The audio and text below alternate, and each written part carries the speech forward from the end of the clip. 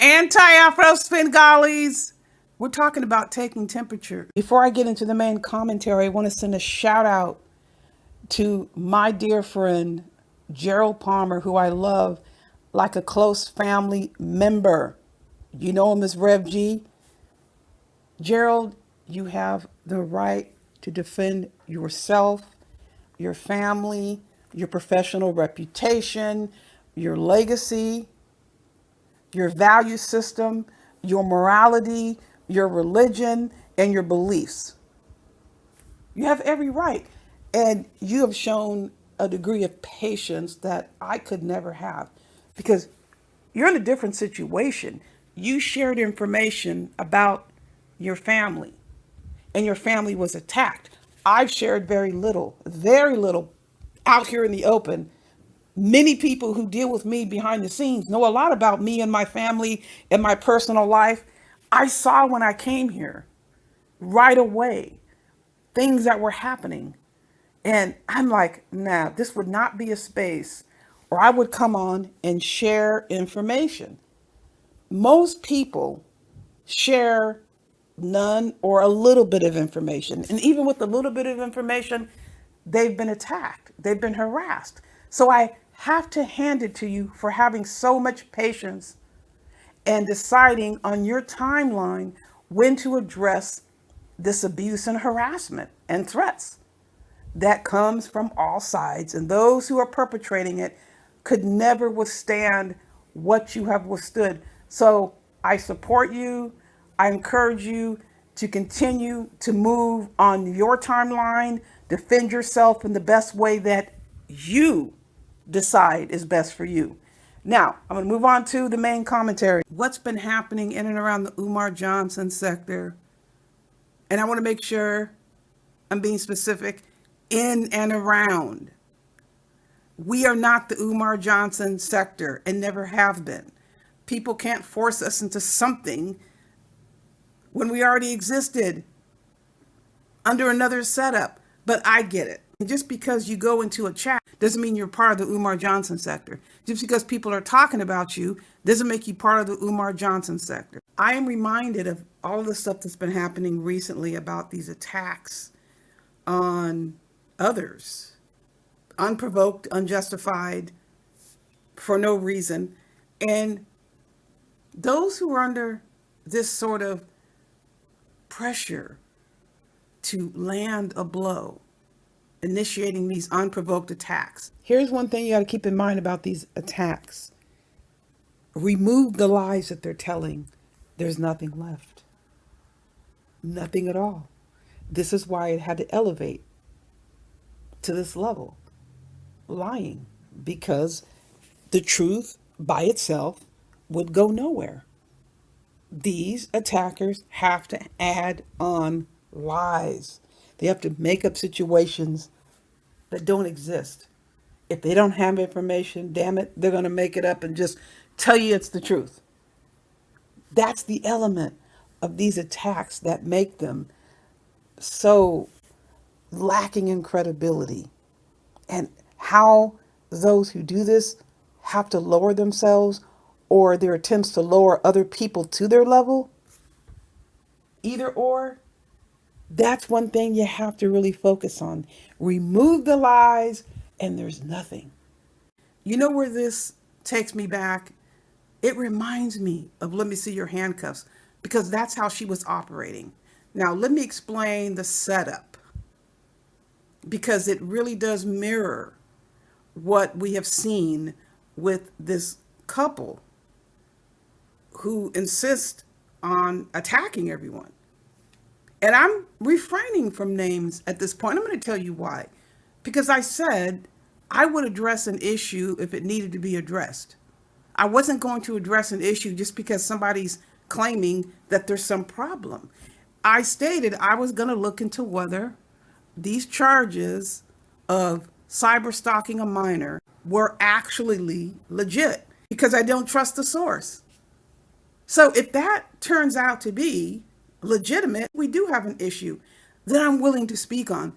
And I'm going to tell you all that happened around what I believe what's going on in court. Is it our business? Yes. If anything is publicly charged, that is the public's business. So anything that I would be dealing with would be something that's in the public domain. And I said I would address that. But I want to tell you about the background, about the backdrop of how this whole situation came to be. I want to make sure we don't leave out choice, because people have choices when it comes to how they move. Nobody's compelled or forced to do anything. You make a decision to do something or say something, and it's just that. So what Let Me See Your Handcuffs would do, which is what we've seen with the female side of this couple, would take temperatures. This is why I have the thermometer in the turkey. Let me see if I can find a turkey or someone I think is a turkey, and I'm going to try to stick a thermometer in who I think is a turkey and see if I can get a temperature reading on whether or not they will do what I want them to do, as far as what? Starting something when there's nothing going on. And that's a situation that happened with Let Me See Your Handcuffs. She would go to different people, send emails, text messages, even phone calls, and see if her thermometer can be stuck into the thigh of the person. She was trying to find out, what's your position on AAS? What do you think about AAS this? And it really wasn't anything that she had to say. She was taking temperatures, or trying to take temperatures. And when she didn't get what she wanted, she started throwing other information in there to try to encourage people to have doubt or to think in a negative way. Again, it's all about your choice and what you want to do. But here's the kicker. People were telling us that she was doing this. She thought she was slick and sly, but she wasn't. People were coming and they were reporting, Let Me See Your Handcuffs sent this email and just basically talking shit about me and Rev G. We had no issue with Let Me See Your Handcuffs as far as having a beef. There was no beef. Let Me See Your Handcuffs wanted something very specific, and she felt she needed to move us out of the way to get it. So she went around with this thermometer. Who would be willing to have her stick it in the thigh? Wow, okay, that means I can come out now publicly against me, AAS, and Rev G, friends and supporters. That's what she did. She started behind the scenes taking temperatures. She was getting, quote, support by those I don't even like rock with, or they're not part of someone I would consider like a close friend or somebody I would share something with. It wouldn't matter. Remember, Let Me See Your Handcuffs really thought she was going to scare us with Lennon Honor and KKC. How did that turn out? She ended up getting dinged by YouTube and Buy Me a Coffee for privacy violations. And we don't need to discuss her complete and total meltdown when she realized she wasn't dealing with a fool. Just because I don't jump up and say something doesn't mean I'm not going to say anything. I'm just not going to make it entertaining for you. I will decide to say something when I believe it's the right time to say it. Not because Let Me See Your Handcuffs was on some fast track to steal AFW LLC, what she tried to do, and that other bullshit she pulled. The people who mattered promptly came and told us what she was doing. It was the same situation when Breaking the Culture Silence was approached. All of a sudden, a person has issues. The person didn't come to me and say, hey, I have an issue. They went to Conscious TV. Conscious TV, yes, Conscious TV, and started bad-mouthing me. Conscious TV is going, what the heck is going on with this? I'm not dealing with this. And got a hold of Breaking the Culture, a silence, and she's going, wait, I kind of felt something was going on because she was making these snide comments about you, trying to take a temperature. And then she got impatient and she went for the hard move. Then Breaking the Culture Silence comes to me. I'm like, I don't have any idea what this person is talking about. And am I going to sit here and rack my brain over what this person is talking about? No. But I'll reach out to that person to see if this person has something they want to say. Now, the person had called me. I picked up the phone and the phone hung up. So I called the person back. Person didn't call me back. And I think I sent either an email or a text. Hey, if you have something you want to talk about, let me know. The person never got back to me, but came online like there was some beef. Now, this is how I deal with situations like this. If there's no issue, I'm not going to get involved with it. To me, the biggest waste of time in life is to talk about something that didn't happen. Obviously, this whole situation, just like what's going on now with Rev G and the male side of this couple, nothing. There's nothing to address. Nothing happened. It's contrived. It's forced. It's trying to get people to react to you publicly. If somebody really had an issue and they're a decent, upstanding person, what would be the purpose of them coming up on a live stream to hard attack somebody? Now, I am not saying people can't go on a live stream and ask people a question. We're not talking about that. We're talking about like a whole process, because it was obvious what was going on. I saw it. And I said to Rev G, you know what, my friend, I'm not sure it's such a good idea for you to be over there. I'm kind of seeing and feeling some things. So all these little types of comments and trying to find some way to hard attack, to make a hard move. And it's always for the purposes of us reacting. And I'm not the kind of person that's going to do that. If there's nothing going on, I'm not going to join in.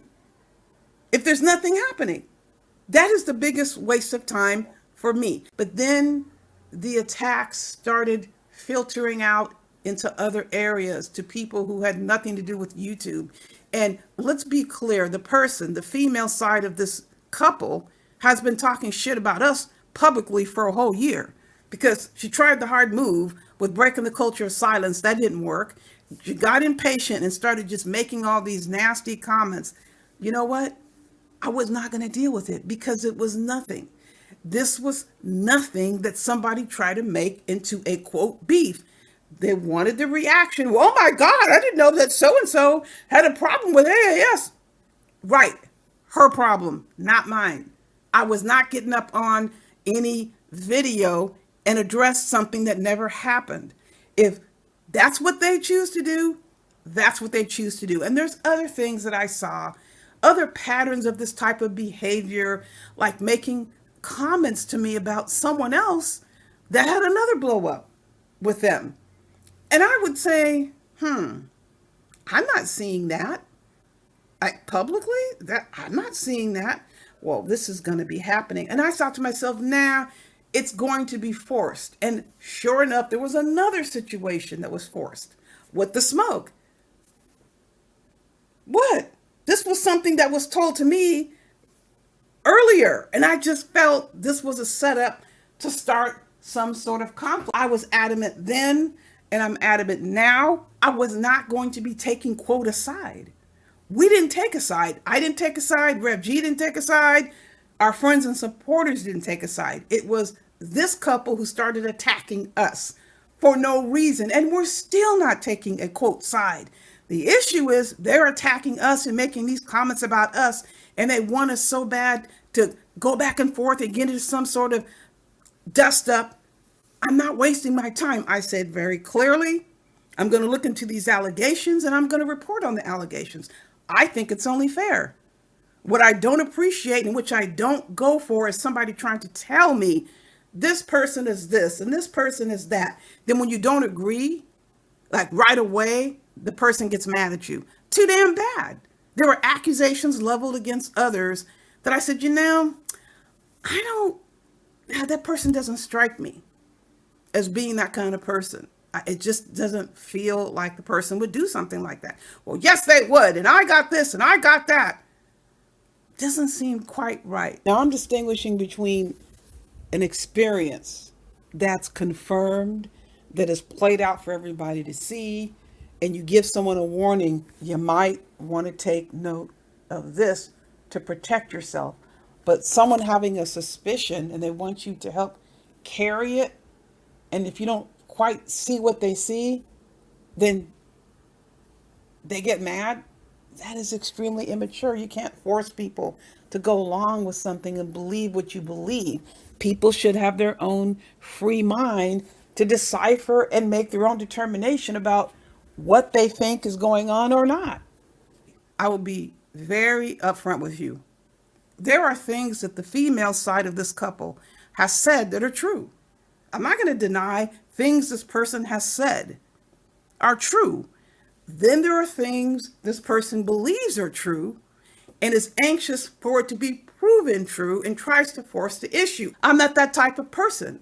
Now, with one situation, there was already another scenario going on, so there really wasn't a reason to push that particular scenario. And I'm not going to get into it because I'm not bringing anyone else's name into it. So you have making truthful statements, making statements that she believes are to be true, and insist that you believe and help her confirm that they are true. And then we don't want to leave off, there are situations that are flat out false. And I'm not going to jump on and support anything like that, especially if there's no evidence of it. And I definitely understand if you feel you've been wronged. We've all been in those situations. You feel you've been wronged. You want something done about it right away, but that's not how it is. You have to be patient. You have to let certain things occur. You can't force realities with no confirmation. How? I'm not into that kind of thing. So I'm going to operate the way I operate. Nobody's going to force me to think and believe something about anyone. The things that I believed to this very day that I very clearly, very firmly believe are true with respect to certain situations, I stand by that. But it's not my situation to speak on and follow up on. There were other situations I was never convinced possibly were true, but I would never make an accusation against somebody like that. And then there are other situations that I know out of frustration or an effort to maintain control or gain control, flat out lies. So you have all of that. This is another reason why I didn't jump on the cyber stalking a child. I was not taking the source's word for anything. When I get the information, I will come on here and I will deliver and give my opinion. Until then, I'm not running back and forth, jumping up and reacting to bullshit, trying to get some sort of fight going. And to me, I think it's disgusting. We have actually two sets of females that are running around here really invested in trying to get men to fight based on what they're bringing forth. It's just a lot of troublemaking. I don't want anything to do with that. And this is why I haven't spoke much on any of that. When these two sets of females have run around here seeing where they can get men to fight when there's nothing to fight about. I don't want anything to do with that. I'm going to move wherever I want to move. I'm going to rock with who I want to rock. And nobody's going to try to force me into disengaging someone because somebody's bringing forth something they insist is true. If you got an issue with someone, you got an issue with someone. I'm not getting involved. And I'm continuing to say, I said it from the beginning with the smoke situation. I was not taking a side, and I still haven't taken a side. What the issue is that we are being attacked by this couple who's pissed because whatever they're pissed about. Is it my responsibility to figure out why someone is pissed? Is it my responsibility to figure out why somebody all of a sudden wants to start attacking people who are supporting us? That is not our problem to deal with. People are going to move how they're going to move in terms of whether they're going to respond or react to what someone has to say. And I'm not wasting my time arguing and fighting about nothing. I just wanted to make sure this point is driven home. Yes, this might sound like a gripe or a complaint. I'm making it known. It doesn't matter what you think. Nothing you say or do is going to dictate to me how, when, and where I'll say something about whatever I want to say something about. Use any ploy in the book that you can use to try to justify or explain away why I choose not to jump up here and act the fool, like you see some of these other subjects. You act the fool on your own. I'm not participating. Listen, folks, you know I have much more coming your way. In the meantime, you know the drill. Buyer beware.